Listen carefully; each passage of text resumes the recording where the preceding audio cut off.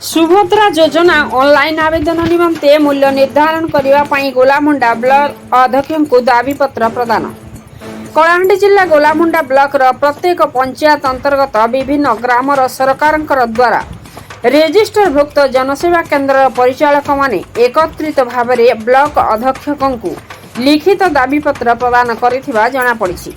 तेबे परिचालक दाबीपत्र रे उल्लेख थिबा विषयगुड़िक एहा जे वर्तमान राज्य सरकार द्वारा महिला मानकर आर्थिक सहायता निमंते सुभद्रा योजना द्वारा जनसेवा केन्द्र रे ऑनलाइन करिबा पाई निर्देशनामा जारी करिसेंती, जहाँकि सरकार नियम अनुसार जनसेवा केन्द्र द्वारा समस्त आवेदनकारी बिना मूल्य रे ऑनलाइन आवेदन करिपारिबे। उक्त योजना अनुसार समस्त कर्मचारी को विभिन्न दायित्व सरकार दैछंती, जद्वारा से माने एई योजना को सुपरिचालना करिपारिबे।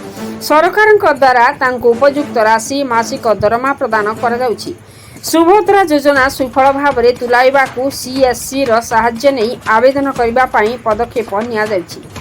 एई योजना स्वागत योग्य हेले मध्य पारिश्रमिक दृष्टि समस्त बीएलई माननकु विभिन्न समस्यार सम्मुखीन हेबाकु पड़े, जहाँकि असमय बिजुली कार्ड जोगु इन्भर्टर द्वारा कार्य करिबाकु पड़िथाय।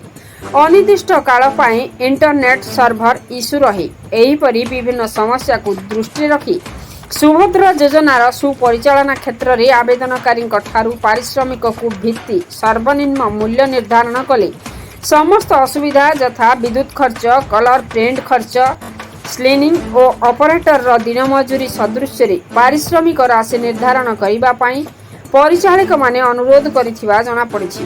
जनसेवा केन्द्र समस्त VLE माने ब्लॉक अध्यक्ष माध्यम रे अनुरोध करिसेंती जे उपरोक्त समस्या गुड़ी को ध्यान दे उचित पारिश्रमिक राशि मूल्य निर्धारण कले आम्भे माने आपणक ठारे उपकृत हेबु बोली कहा जायछि। दामोदर दासଙ୍କ रिपोर्ट मसिया न्यूज। आपण मसिया न्यूज रो यूट्यूब चैनल को सब्सक्राइब कलेनी कि? जदि करिनाहंती एबे करिनियंतु। एहा सह मसिया न्यूज रो फेसबुक और ट्विटर पेज को लाइक और फॉलो करंतु।